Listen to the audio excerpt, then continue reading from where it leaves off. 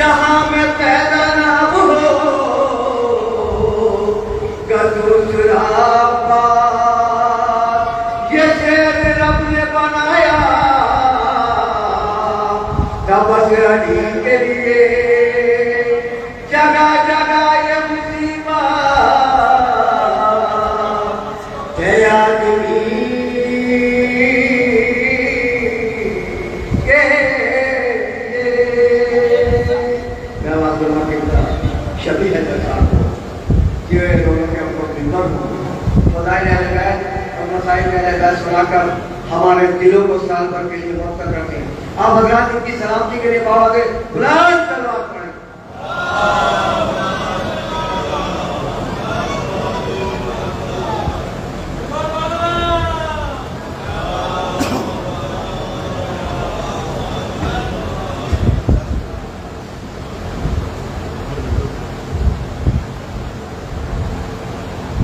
سلام کیے امام زمانہ باواز بلند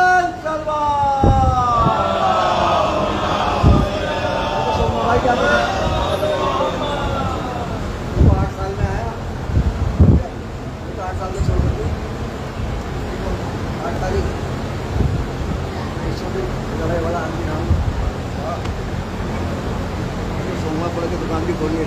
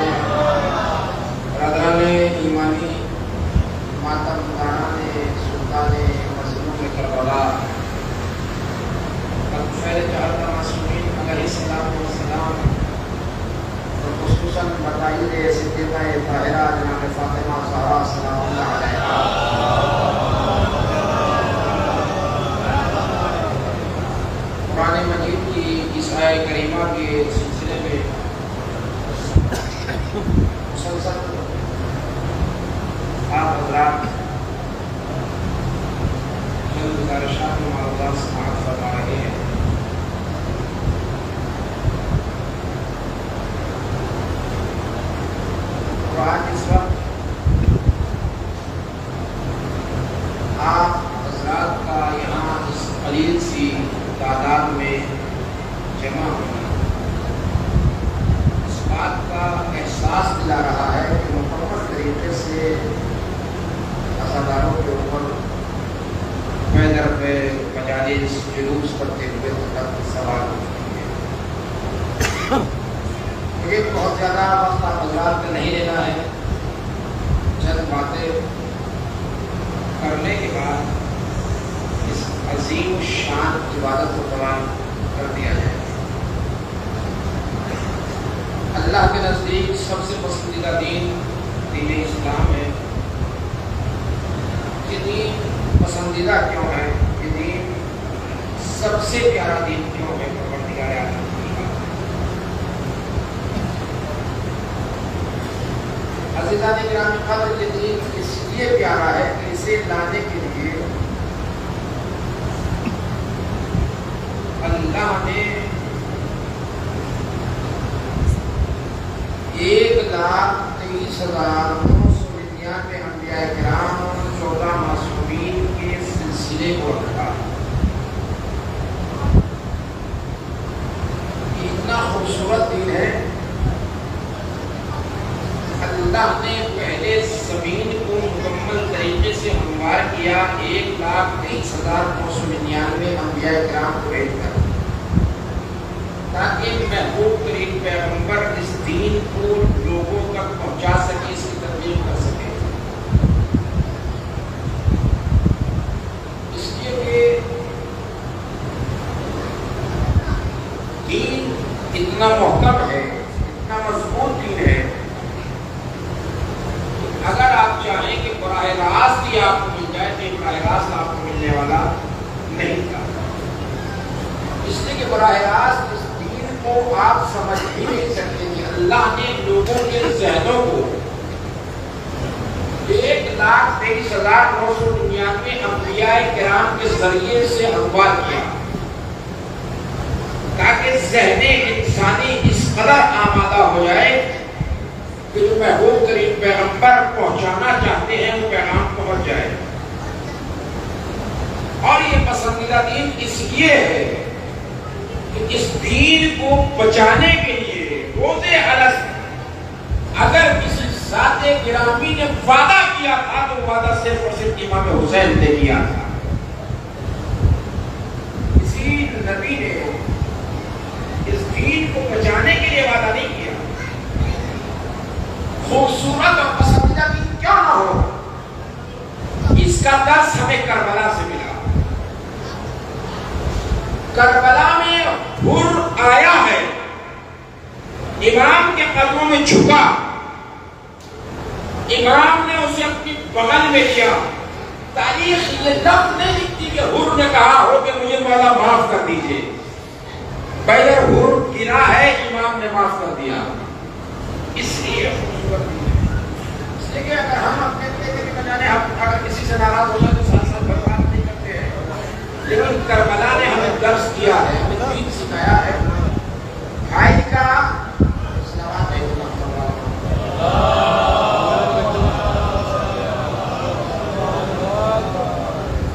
ماحول مجلس کا بنا لیجیے، پیچھے ہوئے نہ بیٹھے، اور مختصر سے مجلس کو روپائے ضرور آ جائے۔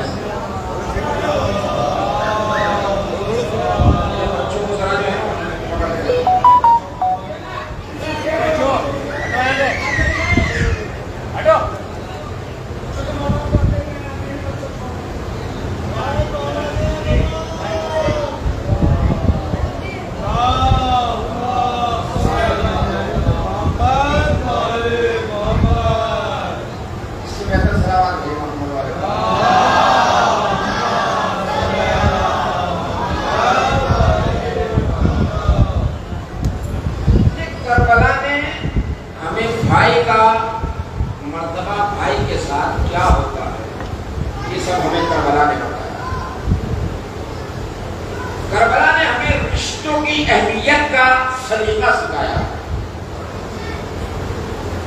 کہ بھائی کا رشتہ بھائی سے کیا ہوتا ہے، باپ کا بیٹے سے کیا ہوتا ہے، چچا کا بھتیجے سے کیا ہوتا ہے، پھوپھی کا رشتہ بھتیجے سے کیا ہوتا ہے۔ اگر کربلا نہ ہوتی تو ہمیں کوئی یہ رشتے سمجھانے والا نہ ہوتا. اس لیے یہ دین خوبصورت چیز ہے. اس لیے اس دین کو بچانے کے لیے امام نے اپنی قربانی پیش کی. کس نے؟ ابا عبداللہ حسین، امام حسین. ابا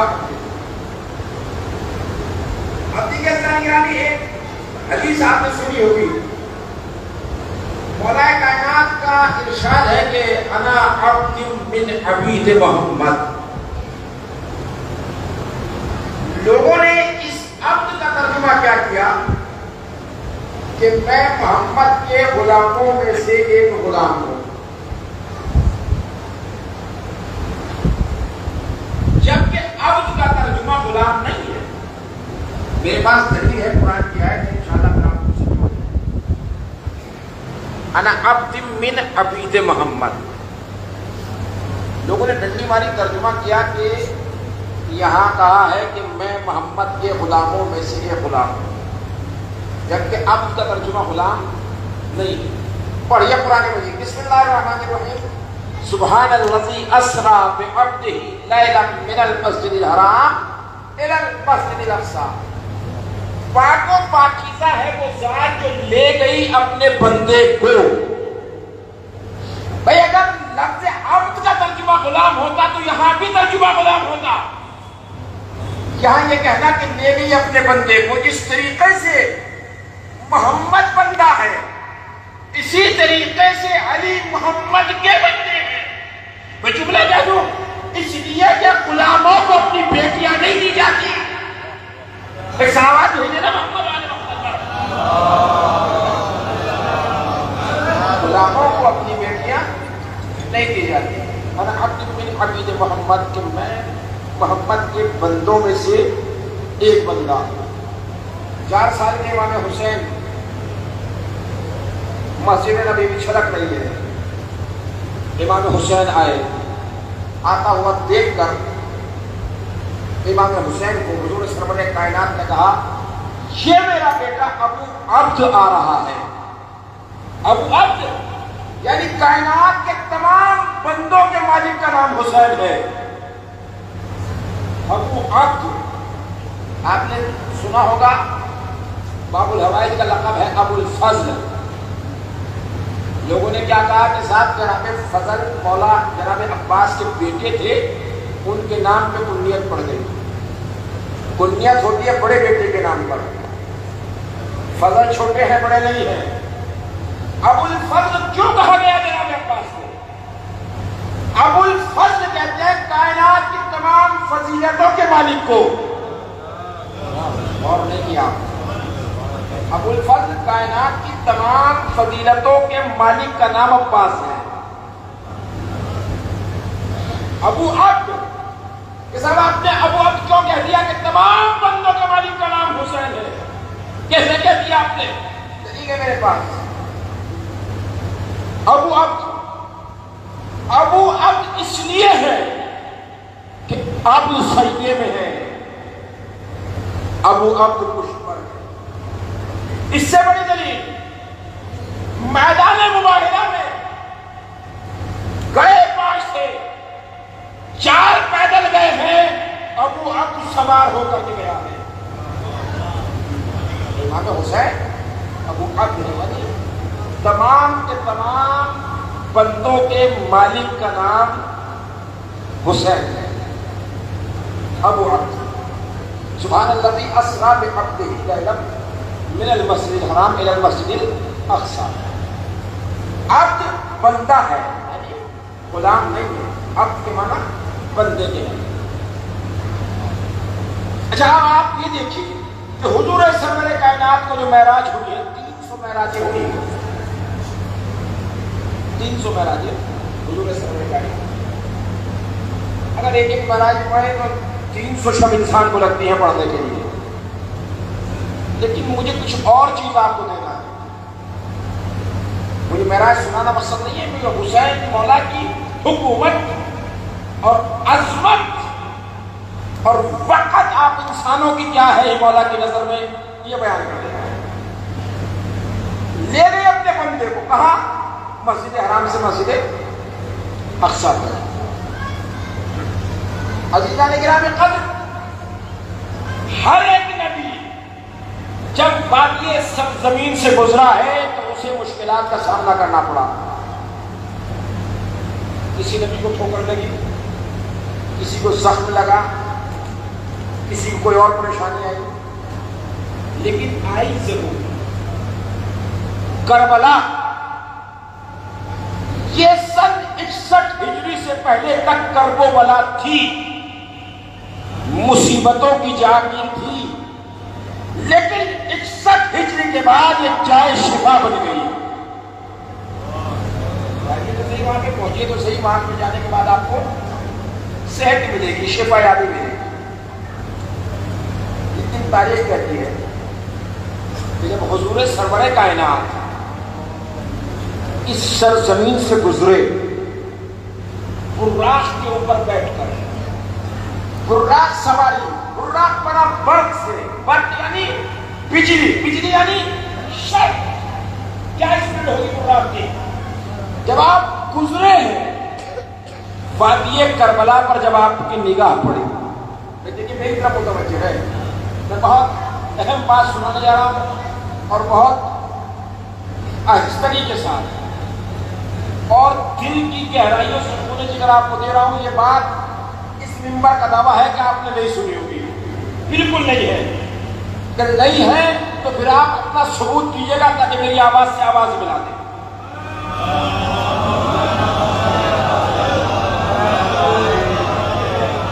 حضور سرور کائنات جب چلے، سرزمین کربلا پہ جیسے نگاہ پڑی کہ جبرائیل یہ جاگیر کون سی ہے؟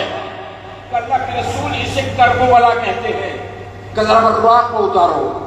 رسول اترے، چند لمحے وادی سرزمین کربلا پر رکے، رک کر کے پھر چلے. اب منزلیں طے کرتے کرتے سدرۃ المنتہا پر قاب قوسین کے جب قریب پہنچے، ایک مرتبہ میرا محبوب ترین پیغمبر رکا. رکنے کے بعد اپنی جوتیوں کو اتارنا چاہا. آواز قدرت آئی، اے میرے حبیب کیا کرتے ہو؟ کہ پروردگار تیری بارگاہ میں جو آنا ہے، جوتیاں اتار رہا ہوں، جوتیاں اتار رہا ہوں. کہ تکلفات نہ کرو، تکلفات نہ کرو، جوتیوں سمیت آ جاؤ. میں نے کہا پروردگار کیوں آ جائے؟ کہ میرے محبوب کی جوتیوں میں عرض کربلا جو لگی ہے. ایک سلامات ہے یہ محمد آل محمد.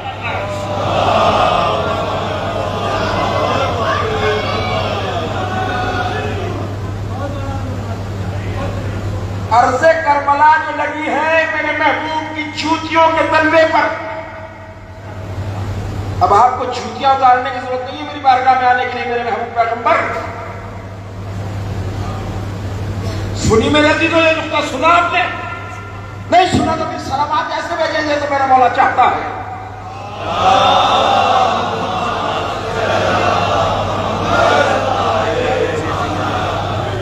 ایسے آ جاؤ، ایسے آ جاؤ، اس لیے کہ آپ کی جوتیوں میں زمین کربلا کی خاک جو لگی ہے.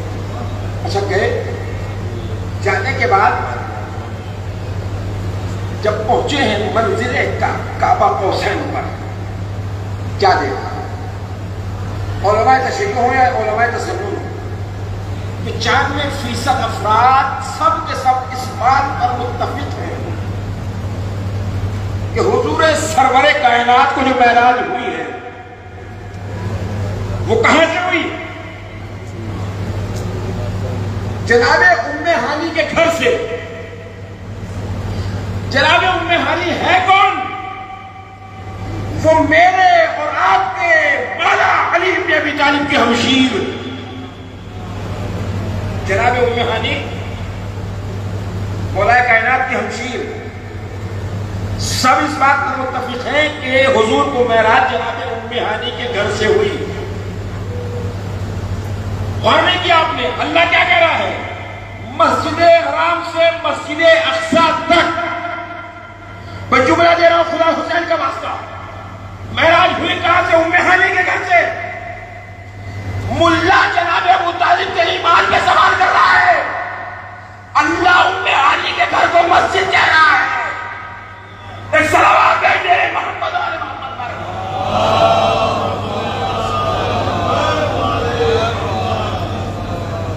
اللہ جناب ام ہانی کے گھر کو مسجد کہہ رہا ہے. اچھا مسجد کہتے کسے ہیں؟ جس جگہ پر سجدہ کیا جاتا ہو اس جگہ کو مسجد کہتے ہیں. چلیے مانا کہ حضور سرور کائنات گئے مسجد حرام سے کہاں تک؟ مسجد اقصی تک. وہاں کون سجدہ کر رہا تھا؟ بھائی مسجد اقصی میں کون سجدہ کر رہا تھا؟ بتائیں کون سجدہ کر رہا تھا؟ اللہ تو سجدہ کرتا نہیں. بھائی اگر اللہ سجدہ کرے تو پھر اللہ نہ رہے. وہاں سجدہ کس نے کیا؟ پڑھیے تاریخ بتاتی ہے کہ جب اللہ نے چاہا کہ میں ایک عرصہ دراز کے بعد اپنے محبوب ترین پیغمبر سے روبرو ہو کر کے بات کروں تو اس نے مولائے کائنات کو وہاں پہ بلایا. خدا حسین کا واسطہ مولائے کائنات کو بلایا. کیوں بلایا؟ علی نے کہا کہ میرے پروردگار کیوں بلایا ہے؟ میرے رب کیوں بلایا ہے؟ میرے پانے والے کیوں بلایا ہے؟ کالی میں نے بلایا اس لیے ہے ہم چاہتے ہیں کہ ایک عرصہ ہو گیا اپنے حبیب سے گفتگو کیے ہوئے.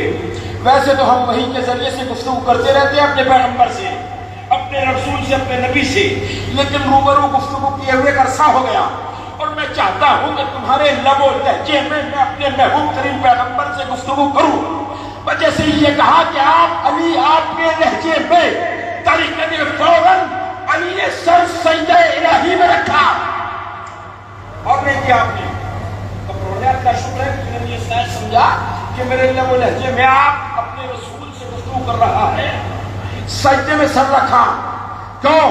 اس لیے کہ علی جانتے تھے آنے والی ہے قرآن کی آیت مسجد حرام سے مسجد اقصی تک, بس ادھر علی نے سجدہ کیا وہ جگہ مسجد ہو گئی. ایک صلوات بھیجتے ہیں محمد آل محمد پر.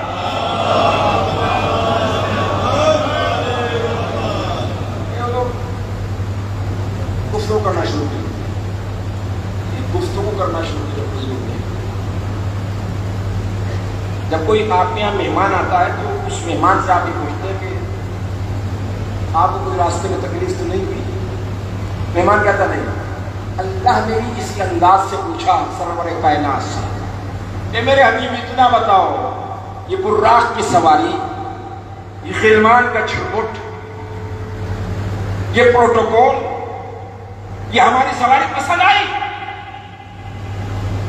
پروردگار سب کچھ پسند آیا, لیکن اتنا بتا دے کہ بلایا کیوں ہے؟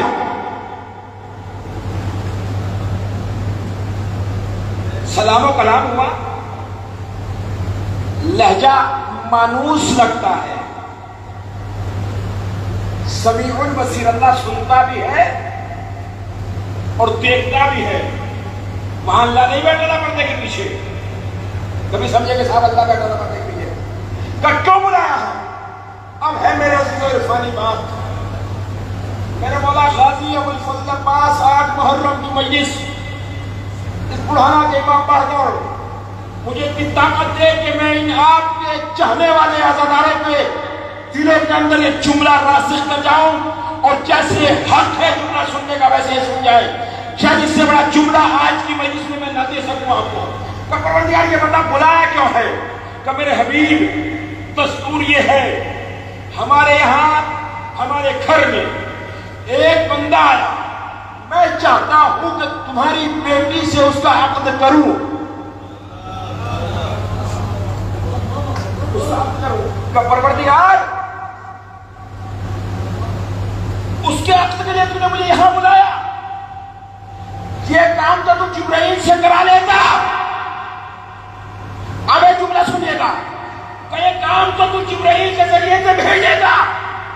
لہجہ قدرت میں سختی آئی. اگر تو میرا حبیب نہ ہوتا تو پھر ہم تیرے سے اس انداز سے بات کرتے جیسے کرتے ہیں. کہ کیا مطلب؟ کہ جبرائیل کی زبان میں اتنی طہارت نہیں ہے کہ وہ سیدہ کا کہنا میں عقد لے کر جائے. ایک صلوات بھیجے محمد آل محمد پر.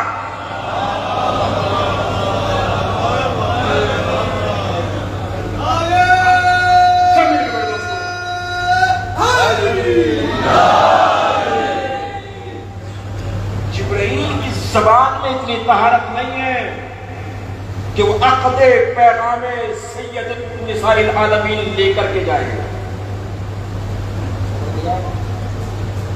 آپ کہہ سکتے ہیں کہ صاحب جبرائیل تو قرآن لاتا تھا، یہ قرآن صامت ہے، یہ قرآن ناطق ہے. لاتا تھا قرآن، لاتا کہاں سے تھا؟ یہ ایک مرحلہ ہے. جبرائیل بھی ایسے مقامات پہ ٹکرا جاتا ہے. کیسے؟ مسجد نبوی میں آیا، آیت لے کر جبرائیل، بات آ گئی تو کہہ دوں اے بیٹا اگر بات سنی ہے تو سنو نہ خاموش ہو اور باہر جاؤ. اس دعوت میں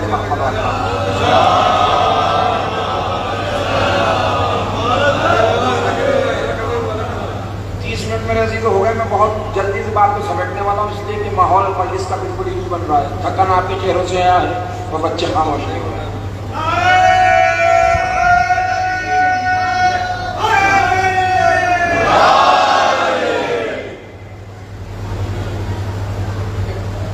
مولا کے در کا طالب علم ہونے کی حیثیت سے اپنی تھوڑی سی عمر میں 6-7 ملکوں میں دنیا کے میں حسین بادشاہ کی نوکری کر چکا ہوں، لیکن ماحول بالکل میں اس کا نہیں بن رہا ہے. میں آپ سے کہہ رہا ہوں اور اتنی عظیم بات میں آپ کو پہنچا رہا ہوں، کس طریقے سے آپ جو ہے اہل بیت کے فضائل درک کرنا چاہتے ہیں.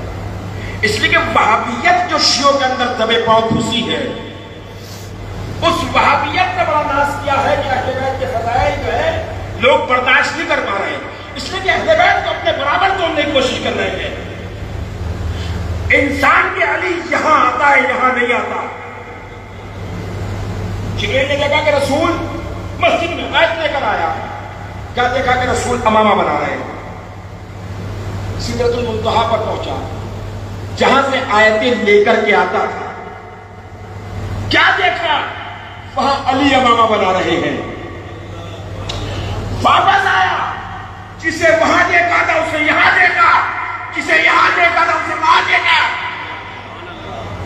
ہم کو چھوڑ کے کہتا ہے سرکار کبھی آپ یہاں ہوتے ہیں، کبھی آپ وہاں ہوتے ہیں، کبھی آپ یہاں ہوتے ہیں، کبھی آپ وہاں ہوتے ہیں. مولا کائنات نے کہا جبرائیل گھبراتا کیوں ہے؟ آیتیں میں بھیجتا ہوں، نبی میں بھیجتا ہوں. اس لیے کہ میں تو اللہ کے مشکلات ہوں. میری ولایت کا دار و مدار تو ہر نبی کے کاندھوں پر ہے. اگر نہیں ولایت قبول کرے گا تو نبی کی نبوت گئی، نبی کی نبوت چلی جائے گی. اچھا ہو گیا پیغام میں خطبہ راحیل فرشتے نے پڑھا، عرش پر نکاح بھی ہو گیا. اب دیکھیے بالکل نئی بات میرے عزیزو، اور اس منبر رسول کی قسم میں نے بھی آج ہی اس بات کو آپ کے سامنے تحفہ بنا کے پیش کرنا ہے. جب خطبہ پڑھا جا چکا، اللہ نے طوبہ کے درخت کی طرف دیکھا، اپنی منزلت پہچاننا کہ میں کہاں پہ بات دینے لگا ہوں. اس لیے کہ یہ ایسی باتیں بیچ نہیں جاتی، اور جنگل میں موتیوں پر کھیلنے کا میں عادی بھی نہیں ہوں. آپ جانیے گا طوبہ کے درخت پر اللہ نے دیکھا، دیکھنے کے بعد کہا کہ آج تجھے وجد نہیں آیا، آج تو خوش نہیں ہوا. علی و فاطمہ کا عقد ہو گیا کہ پروردگار خوش تو بہت ہوں، لیکن اظہار تو تم نے کیا نہیں. کا اظہار کر، کہ کیسے کروں پروردگار؟ کہ ایک مرتبہ اپنے آپ کو سختی کے ساتھ ہلا، اور ازل سے لے کر ابد تک جتنے علی کے آنے والے شیعہ ہیں اتنے پتے زمین پہ گرا دے، سب پہ نام لکھ دے. حسین کا واسطہ کہ جتنے ازل سے لے کر ابد تک آنے والے علی کے شیعہ ہیں، طوبہ کے درخت سے اتنے پتے گرا، سب کے اوپر ہر ایک شیعہ کا نام لکھ، ہر ایک شیعہ کا نام لکھ، ہر ایک شیعہ کا نام لکھ، ہر ایک شیعہ کا نام لے. خدا حسین کا واسطہ ذرا تھکن اتار کے اس جملے کو سننا، کہا کہ ہر ایک پتے کے اوپر علی کے چاہنے والے کا، علی کے شیعہ کا نام لکھ. نام لکھ، نام لکھا، لکھا نام. سارے فرشتوں کا اٹھا کے رکھ لو. جب روز محشر ہوگا علی کے شیعہ آئیں گے، ایک ایک شیعہ کو اس کے نام والا پتا دیکھ دیکھ کر فرشتے ڈھونڈ ڈھونڈ کے دیں گے. تو کیوں دیں گے؟ اس لیے کہ آج فاطمہ کا ولیمہ ہے. ایک صلوات بھیجے محمد آل محمد.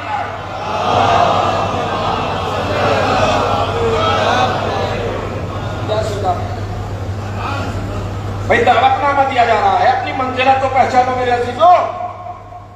اللہ نے قیامت تک آنے والے شیعوں کے نام گندا کرا دیے اور اس دعوت نامے کو فرشتوں کے پاس محفوظ کر دیا کہ جب یہ شیعہ آئیں گے روز محشر ہوگا تو ہر ایک فرشتہ وہی نام والے انسان کو ڈھونڈ کے اس کے ہاتھ میں دے گا, لو جاؤ جنت میں, جاؤ جنت میں, اس لیے کہ تمہیں دعوت نامہ مل رہا ہے علیو بطول کے ولیمے کا. اس سے بڑی منزلت کچھ ہو سکتی ہے؟ نہیں ہو سکتی. آئیے لوگ اعتراض کر دیتے ہیں صاحب آپ یہ ہتھیلیاں پہن لیتے ہیں, کیوں پہنتے ہیں؟ میں نے کہا اس کے پاس ہمارا ثبوت دلیل ہے. دلیل دیتے ہیں کہ کیا مطلب؟ کہ جائیے حج پہ, جب حج پہ انسان جاتا ہے کسی بھی ملک کا ہو اسے ایک کڑا دیا جاتا ہے, اس کڑے کے اوپر اس ملک کا نشان ہوتا ہے, اس ملک کا نشان ہوتا ہے. حسین یہ جملہ آ رہا ہے خدا حسین کا واسطہ, اس کے اوپر اس کا نشان ہوتا ہے.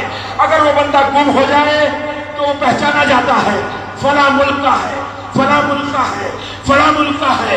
ہم حسینی, ہم عزادار اس لیے ہتھیلیاں پہنتے ہیں. جب روز محشر ہوگا, روز محشر ہوگا, بھیڑ ہوگی, بلایا جائے گا, عزادار آ جائے, عزاد اٹھا کے دیکھا گا کہ یہ ہے, آ جاؤ. پہچان ہے, پہچان ہے.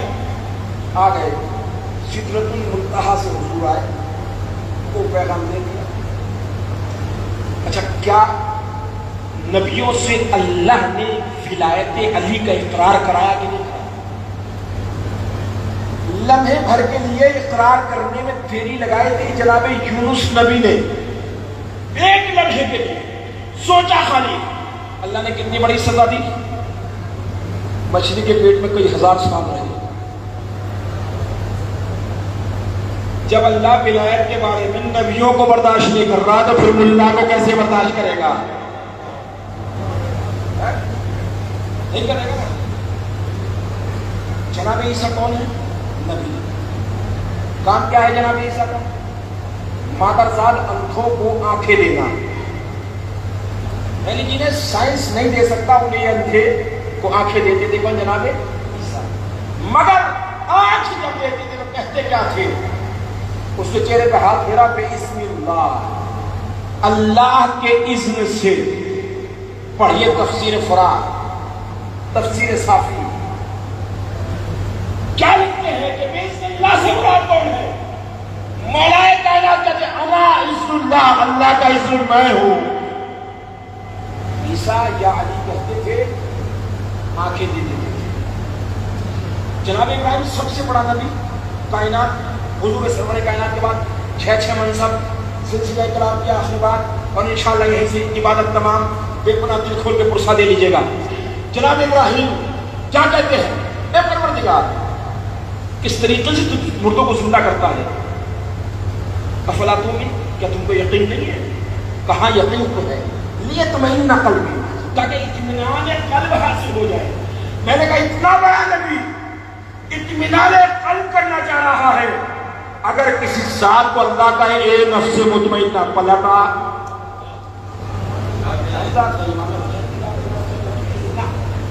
اسی لیے تو یہ دین پسندیدہ دین ہے. کہ ایسا کرو 4 پرندے پکڑو. کتنے؟ 4. دیکھو اب آپ چاہے کچھ بھی سمجھنا, کچھ بھی سمجھنا, اگر آپ بول گئے تو یقین جانیے گا کہ میں آپ کو دوں گا بات, اور اگر نہ بولے تو ہو سکتا ہے کہ یہ آخری بات ہو اور انشاءاللہ میں یہیں سے عبادت تمام کروں.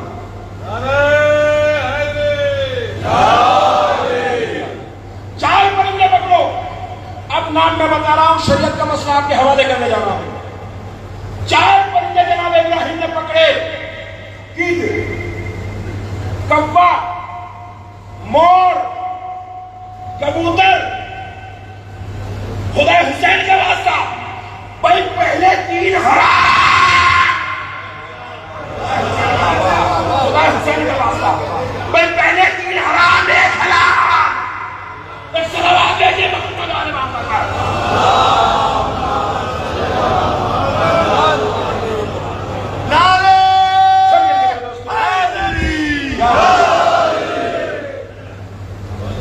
پہلے 3 حرام، گدھ بھی حرام ہے، مور بھی حرام ہے، کوا بھی حرام ہے، کبوتر ہی تو حلال ہے۔ ابھی آپ کا اپنا مقدر ہے کہ آپ کیا سمجھے؟ سوال بھیجنا محمد والے محمد کا۔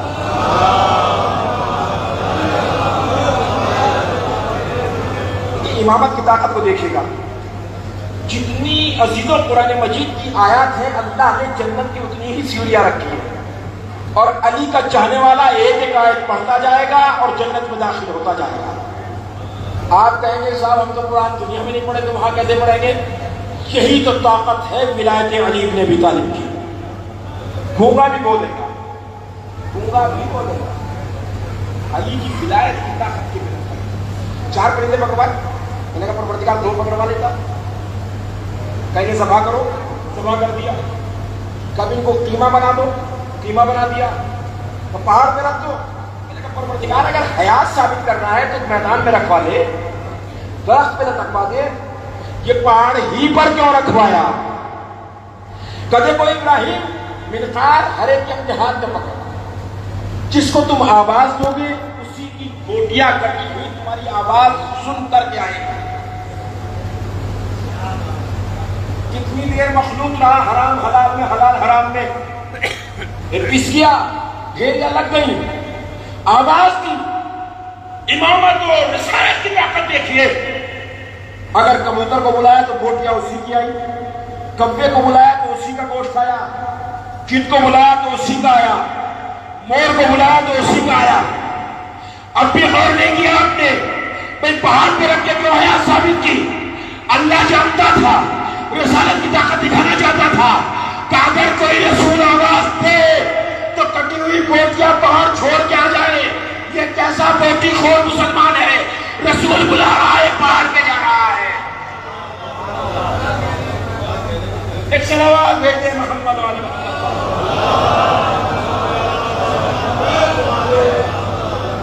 کیسا بوٹی خور مسلمان ہے؟ کٹی ہوئی بوٹیاں پہاڑ چھوڑ کے آ رہی ہیں رسول کی آواز میں لبیک کہتے ہوئے۔ کیسا بوٹی خور مسلمان ہے کہ رسول بلائے اور یہ پہاڑ پہ بھاگ جائے؟ تو پہاڑ پہ بھاگنے والوں ہی نے ان کو نقصان پہنچایا، اس لیے کہ ان کے پاس حکومتوں والا اسلام تھا، ان کے پاس مظلوم اسلام تھا، ان کے پاس اصل اسلام نہیں تھا، ان کے پاس سالم اسلام نہیں تھا۔ ہاں عزیزو، آ گئی 8 محرم، مسلسل آپ غازی کے مصائب سن رہے ہیں۔ پوری کائنات میں 8 محرم ہی کو غازی کا تذکرہ ہوتا ہے۔ کبھی آپ نے سوچا اس بات میں غور کیا کیوں ہوتا ہے؟ قبلہ کی موجودگی میں نئی بات ہو سکتا ہے کہ پہلی بار سن رہے ہو۔ 8 تاریخ کو ہی کیوں منسوب ہے جناب عباس سے؟ محرم کی 8 کیوں تذکرہ ہوتا ہے 8 ہی کو؟ تاریخ ملتی ہے کہ 8 محرم کو غازی ابو الفضل عباس نے امام حسین کے کہنے پر 7 ہوئے مسلسل کھودے میدان کربلا میں۔ ایک کنواں کھودنے کے لیے کتنے لوگوں کو محنت درکار ہوتی ہے عزیزو؟ کتنا شجاع تھا میرا غازی، ایک دن میں 7 ہوئے اس جگہ تک کھودے کہ جہاں پانی آ جاتا تھا لیکن پانی نہیں آیا۔ اللہ اکبر، یہ تھی طاقت حسین کی۔ سب سے بڑی طاقت کا نام عباس۔ امام حسین کربلا میں آ گئے۔ 4 محرم شمر ملعون 2000 فوج کا دستہ اپنے ساتھ لے کر کے آیا، اور آنے کے بعد اس نے جملہ کہا خیمے ترائی کے کنارے سے ہٹائے جائیں۔ تاریخ کہتے ہیں کہ غازی ابو الفضل عباس نے تلوار سے خط کھینچا کہ اگر کسی میں ہمت ہے تو اس خط کو عبور کر کے ادھر آ جائے اور خیمے ہٹا دے۔ روایت کے جملے ہیں کیسی کہ منظر جناب امام حسین نے دیکھا۔ اب امام حسین نے غازی کو روکا نہیں، ماجائی زینب کے خیمے میں چلے گئے۔ جانے کے بعد کہتے ہیں کہ بہن زینب عباس کو اب آپ روکیے. حسین کئی مرتبہ روک چکے. اما فضا جاؤ ذرا میرے بھیا عباس کو بلا لاؤ. چھوٹے شہزادے کہتے کہ جناب فضا آنے کے بعد جناب عباس سے کہا آقا آپ کو آقا ذاتی زینب بلا رہی ہے. روایت میں جملہ ملتا ہے کہ جناب عباس نے کہا اما فضا جاؤ جا کے کہہ دو شہزادی سے چند لمحوں میں خوشخبری لے کے آتا ہوں. اسی جملہ کہا فوراً سے پلٹ کے جناب فضا آئی. کہا آقا شہزادی کہتی ہے عباس تم آ رہے ہو یا زینب باہر آ جائے. اجرکم علی الحسین اجرکم علی الفاطمہ. عباس تم آ رہے ہو یا زینب باہر آ جائے. جیسے یہ جملہ سنا تلوار کو میں آم میں رکھا, ہاتھوں کو جوڑے ہوئے دونوں لوگ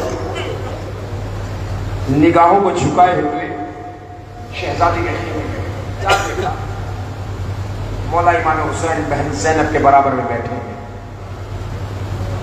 ایک جملہ کہا جناب عباس مولا کیا آپ چاہتے ہیں میں خیمے ہٹا لوں؟ امام حسین نے کہا ٹھیک ہے. خیمے ہٹ گئے, خیمے ہٹا لیے گئے. عزادارو روز عاشورہ شب عاشورہ 9 محرم کو پہلا حملہ ہوا. اب عباس مسکرائے, مسکراتے ہوئے آقا حسین کی خدمت میں گئے.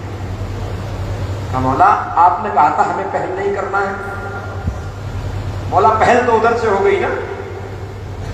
تاریخ کہتی ہے کہ مرتبہ امام حسین نے کہا بھیا عباس جاؤ تم عمر ابن سعد کے پاس جاؤ, اس سے کہو کہ میرے آقا آج جنگ کرنا نہیں چاہتے, جنگ کل ہوگی.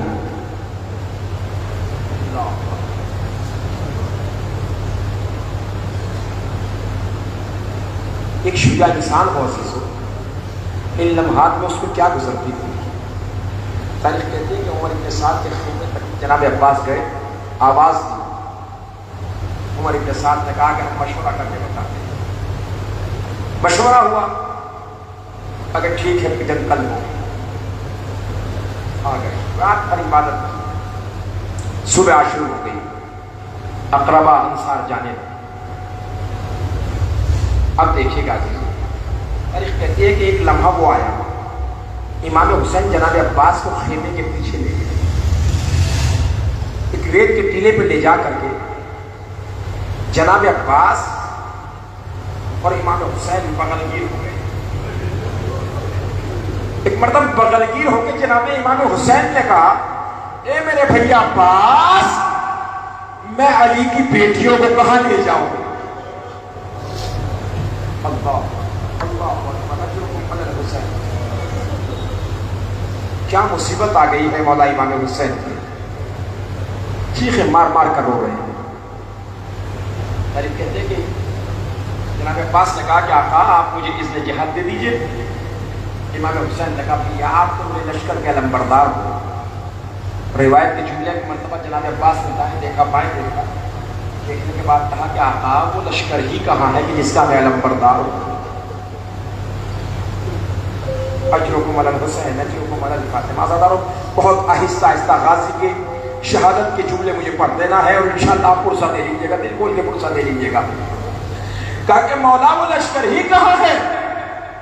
تاریخ کہتی ہے کہ اسی اثنا میں 3.5 سال کی شہزادی سکینہ خیمے سے باہر نکلی, آواز دیتی ہے ہائے پیاس ہائے پیاس ہائے پیاس. مولا امام حسین نے کہا کہ بھیا عباس جاؤ بچوں کے لیے پانی کی سبھی لے کر. کہتے کہ جناب سکینہ مشکیزی کو لے کر گیا. غازی نے لیا, باندھنا چاہتے تھے. شہزادی نے کہا کہ چچا مشکیزہ عالم میں خود باندھوں گی. اولاد والوں ذرا تصور کرنا عباس کی وفا کا. غازی کا قد بلند ہے، 3.5 سال کی سکینہ ہے، علم میں کس طریقے سے مشکیزے کو باندھے گی. ایک مرتبہ عباس نے اپنے آپ کو ایسے بیٹھا دیا جیسے کوئی نمازی عالم تشہد میں بیٹھ جاتا ہے. ایک مرتبہ مدینے کا رخ کر کے کہا اما ام المؤمنین آپ اپنے بیٹے کی وفاداری دیکھ لیجئے. نجرکم علی الفاطمہ. تاریخ کہتی ہے کہ امام جناب عباس کو رخصت کرنا چاہتے ہیں. کرتے کرتے کہا کہ میرے بھیا ذرا لاؤ یہ تلوار مجھے دے دو. تلوار ٹوٹا ہوا نیزہ دور چلے تھے کہ روکا، علم کے پھریرے سے کچھ لکھا کچھ کاٹا. یہ منظر ماجائی زینب نے تیرے خیمہ سے دیکھا. پوچھتی ہے کہ بھیا کہ میرے ماجائے حسین آپ نے کچھ لکھا ہے کچھ کاٹا ہے. کہاں ماجائی؟ یہ علم جس جنگ میں گیا ہے فتح کر کے واپس آیا ہے، اس پہ لکھا ہوا تھا نصر من اللہ و فتح قریب. لیکن آج یہ علم آئے گا، علمدار آئے گا. میں نے لکھا انا للہ و انا الیہ راجعون رضا بقضائہ و تسلیما لامرہ. اللہ اکبر. عزادارو تاریخ کہتی ہے کہ جب بھی کوئی جنگ میں گیا ہے نا شہزادہ یا اقربا میں سے یا انصار میں سے، امام حسین جناب عباس کو کہتے تھے دیکھتے رہنا. لیکن اب منظر الگ ہے عزیزوں، اس لیے کہ اب جا رہے ہیں عباس، دیکھ رہے ہیں حسین. تاریخ کہتے ہیں جناب امام حسین نے اپنے کندھے پر جناب سکینہ کو بٹھایا. اے میری لاڈلی سکینہ ذرا تم بتاتے رہنا میرا بھیا کہاں جا رہا ہے. جناب سکینہ نے کہا بابا چچا نہر فرات میں پہنچ گئے. امام حسین نے کہا مرحبا. کہا کہ چچا نہر میں اتر گئے ہیں. کہا مرحبا. کہا بابا فوج بھاگ گئی ہے. کہا عباس مرحبا. کہا بابا میرا چچا نہر سے باہر آ گیا ہے. کہا عباس مرحبا. اللہ اکبر. عزادارو اب جیسی جناب سکینہ نے کہا اے بابا بھاگی ہوئی فوجیں سمٹ رہی ہے. امام حسین نے کہا ہائے غازی. بابا کوئی پتھر مارتا ہے ہائے غازی. بابا کوئی تلوار مارتا ہے ہائے غازی. طریقے کی مرتبہ کسی ملعون نے ایسا وار کیا جناب عباس کا داہنا بازو قلم ہو کے گرا. آپ نے بائیں بازو میں عالم کو پکڑا، گھوڑے کو ایڑ لگائی. تمنا ہے پانی خیام حسین تک پہنچ جائے. کسی ملعون نے دوسرا وار کیا، دوسرا بازو کٹا. اللہ اکبر. عزادارو ایک مرتبہ تیر چلا، مشت سکینہ چھٹی، پانی بہنے لگا. اب یہ پانی نہیں بہ رہا تھا، عباس کی تمنا بہ رہی تھی. اے اندھے بابا بہا اب عباس نبی میں نہ جائے گا. نیوڑے کے رخ کو موڑ دے. عزادارو ایک تیر چلا، عباس کی آنکھ میں لگا. اولاد والو ذرا تصور کرنا چھوٹے چھوٹے بچے ہو ان کے لیے پانی کی زمین کی جا رہی ہو، مشکلات آ جائے، اگر کسی کی آنکھ میں کوئی تنکا بھی گر جاتا ہے کتنی تکلیف ہوتی ہے. لیکن عباس کی آنکھ میں تیر لگا ہے. تاریخ کہتی ہے ایک مرتبہ عباس نے سر کو چھپایا، تیر کو دونوں گھٹنوں کے درمیان میں دبایا، کھینچنا چاہا. کسی ملعون کو موقع ملا، گرز لگایا. عباس اب گھوڑے پہ سوار نہ سکے. عزادارو جب بھی کوئی شہید آتا تھا اپنے ہاتھ دیکھ لیتا تھا. لیکن ہائے غازی اور جس کے ہاتھ کٹ چکے ہو. اللہ اکبر. عزادارو تاریخ ایک مرتبہ امام حسین نے جناب سکینہ کو اپنے کاندھوں سے اتارا. جناب عباس نے آواز دی السلام علیکہ یا مدرکنی. اے میرے مولا آپ پر میرا سلام، میری مدد کو آئیے. سلام آخر ہے. اللہ اکبر. عزادارو تاریخ کہتی ہے جب جناب عباس ساتھ چلتے تھے تو کسی کی ہمت نہیں ہوتی تھی. لیکن ہائے مظلوم حسین ادھر عباس کے جنازے پہ آ رہے ہیں. کوئی پتھر مارتا ہے، کوئی تیر مارتا ہے، کوئی نیزہ مارتا ہے. ایک مرتبہ امام حسین جھک کر کے کچھ اٹھا کے آقا کے دامن میں رکھا. چند قدم چلے، جھک کر کے اٹھایا. مرتبہ اس مقام پہ پہنچے جہاں 32 سال کے بھائی کا لاچا پڑا رہا ہوا ہے. مرتبہ حسین نے عباس کے سر کو اپنے زانوں پہ رکھا. رکھنے کے بعد کہا میرے بھائی عباس تمہارا مولا حسین آ گیا ہے. اے میرے مولا میری آخری تمنا ہے آپ کی زیارت کر لوں. کہا بھیا کیا چیز مانے ہیں؟ مولا آنکھ میں خون بے بس ہے، مولا ایک آنکھ میں تیر لگا ہوا ہے.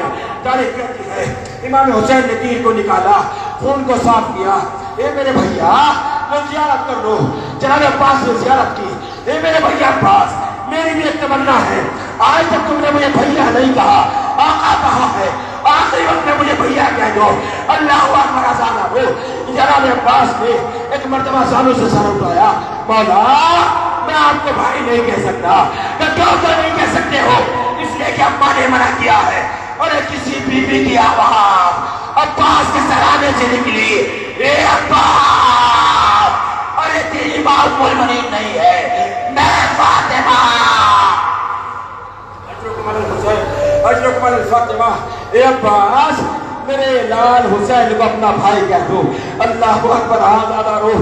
تاریخ کہتی ہے جناب عباس نے وصیت کی, اے میرے مولا آپ میری لاش و خیمے میں نہ لے جانا, اس لیے کہ 32 سال کا جوان بھائی, 57 سال کا بوڑھا بھائی, جوان کا لاشا کیسے لے جائے گا. آزادہ روح. تاریخ کہتی ہے حسین چلے, علم کو لے کر کے چلے. تیرے خیمہ پر 40 بچوں کے ساتھ جناب سکینہ کھڑی ہوئی ہے, چھوٹے چھوٹے کجرے لیے ہوئے. علم کو آتا دیکھا, اے بچوں, ارے میرا چچا پانی لے کر کے آ رہا ہے, بچوں آ جاؤ, میرا چچا پانی لے کر کے آ رہا ہے. اللہ اکبر. آزادہ رو. ارے چند قدم چلے, کیا دیکھا, علم آیا ہے, علمدار آیا. 40 بچے آئے کہہ کے در خیمہ پہ مر گئے. جناب سکینہ نے بابا کے قدموں کو پکڑا, اے بابا, ارے میرا چچا کہاں رہ گیا. اے میری لال سکینہ, تمہارا چچا نہر فرات پر سو گیا ہے. انا للہ و انا الیہ راجعون. رسم بے قضائی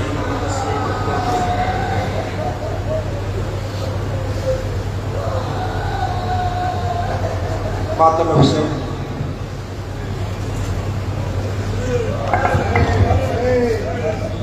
حسین حسین حسین حسین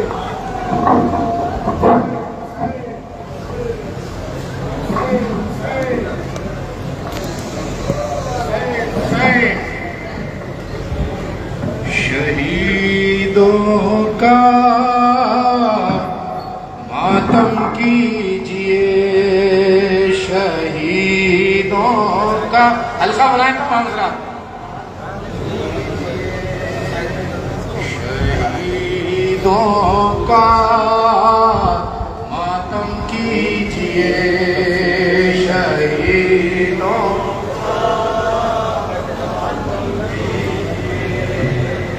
زہرا کو عرصہ دیجئے, شہیدوں کا ماتم کیجئے, زہرا کو عرصہ دیجئے, شہیدوں کا ماتم کیجئے, زہرا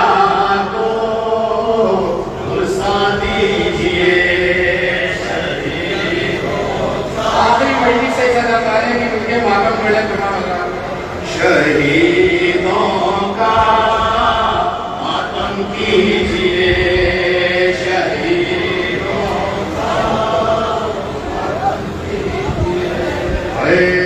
زہرا کو عرصہ دیجئے, شہیدوں کا ماتم کیجئے, شہیدوں کا محرم کا نکلا تو ہم کے بادل چھائے, سرورتی کا ذکر چھڑا اور آنکھ میں آنسو آئے, سینہ زنی اور شوہاں پانی دل میں آگ لگائے, سینہ زنی اور شوہاں پانی دل میں آگ لگائے, سینہ زنی اور شوہاں دل میں آگ لگائے. ہر چاند محرم کا نکلا تو ہم کے بادل چھائے, سرورتی کا ذکر چھڑا اور آنکھ میں آنسو آئے, ہر سینہ زمیں اور نواں پانی دل میں آگ لگائے, سینہ زمیں اور نواں پانی دل میں آگ لگائے.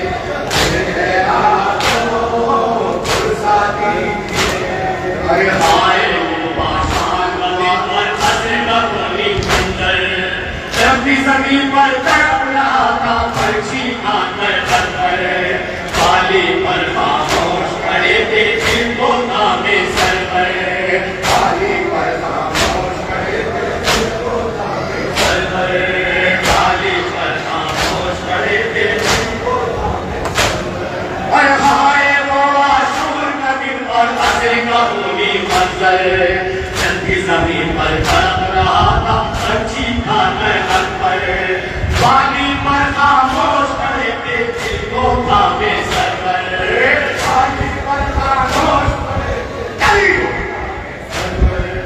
والی پر خاموش کھڑے تھے جن کو نام سرور اے والی پر خاموش کھڑے تھے جن کو نام سرور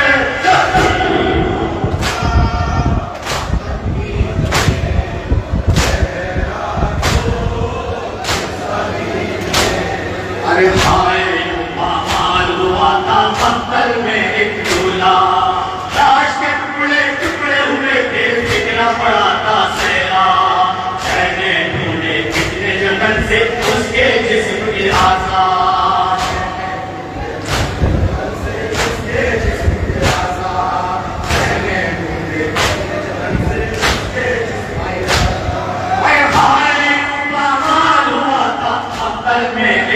لاش کے ٹکڑے ٹکڑے ہوئے تھے بکھرا پڑا تھا سینا چہنے ڈھونڈے کتنے جتن سے اس کے جسم کی آزاد کتنے جتن سے اس کے جسم کی آزاد چہنے ڈھونڈے کتنے جتن سے اس کے جسم کی آزاد چہنے ڈھونڈے کتنے جتن سے اس کے جسم کی آزاد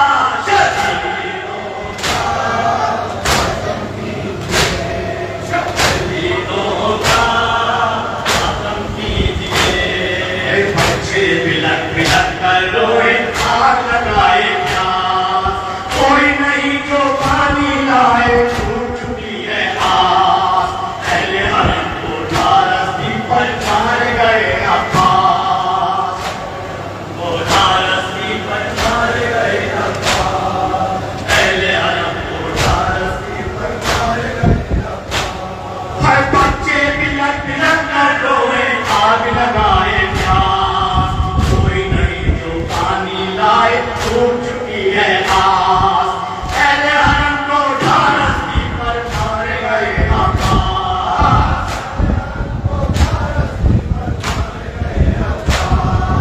اہل حرم کو ڈھارستی پر مار گئے عباس اہل حرم کو ڈھارستی پر مار گئے عباس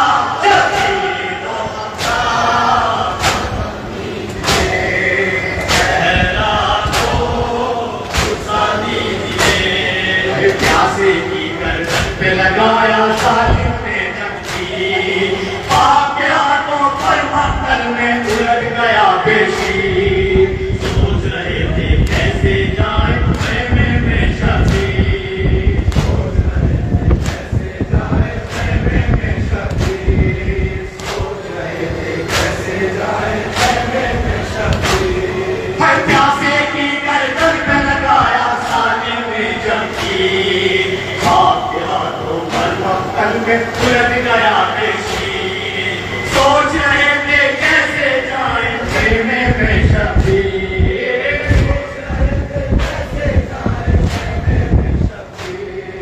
سوچ رہے تھے کیسے جائیں خیمے میں شبیر سوچ رہے تھے کیسے جائیں خیمے میں شبیر سوچ رہے تھے کیسے جائیں خیمے میں شبیر شہیدوں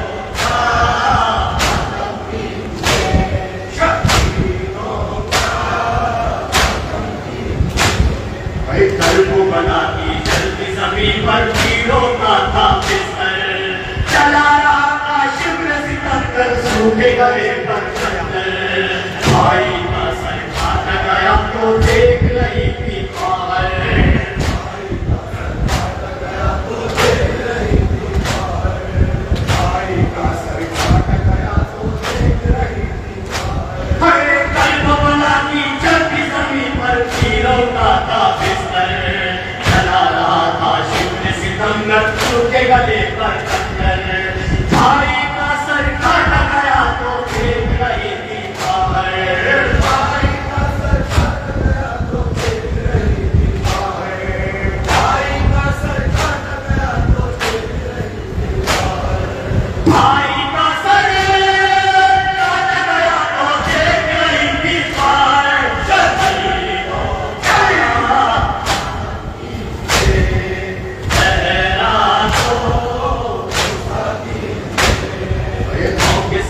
پر سر تھا اس کا لاشا تھا بالکل کفن اہل ستم نے گھوڑوں سے پامال کیا تھا نازک تن سوچ رہی تھی کیسے کفن دے بھائی کو مجبور بہن سوچ رہی تھی کیسے کفن دے بھائی کو مجبور بہن سوچ رہی تھی کیسے کفن دے بھائی کو مجبور بہن پنجوں کے سینہ پر سر تھا اس کا لاشا تھا بے جوڑ کفن اہل ستم نے گھوڑوں سے پامال کیا تھا نازک پن سوچ رہی تھی کیسے کفن دے بھائی کو مجبور بہن سوچ رہی تھی کیسے کفن دے بھائی کو مجبور بہن سوچ رہی تھی کیسے کفن دے بھائی کو مجبور بہن سوچ رہی تھی کیسے کفن دے بھائی کو مجبور بہن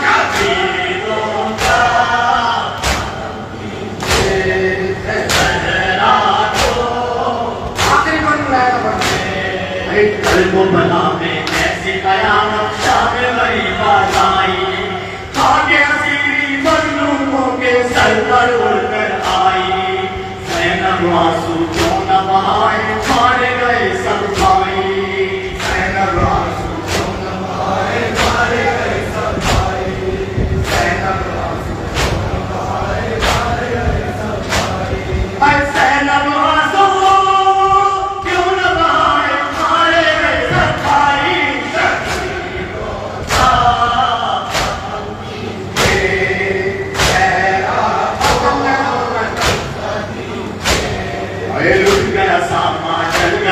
میں چھین گئی تھی چادر کوفے کے بازار میں آئے کیسے نور کے بہ کر اشکوں کے سیلاب پھولوں کے کون سے دل سے شکر اشکوں کے سیلاب پھولوں کے کون سے دل سے شکر اشکوں کے سیلاب پھولوں کے کون سے دل سے شکر اٹھ گیا ساما چل کر میں چھین گئی تھی چادر کوفے کے بازار میں جائیں کیسے نور کے بہ کر اشکوں کے سیلاب پھولوں کے کون سے دل سے شکر اشکوں کے سیلاب پھولوں کے کون سے دل سے شکر اشکوں کے سیلاب پھولوں کے کون سے دل سے شکر اشکوں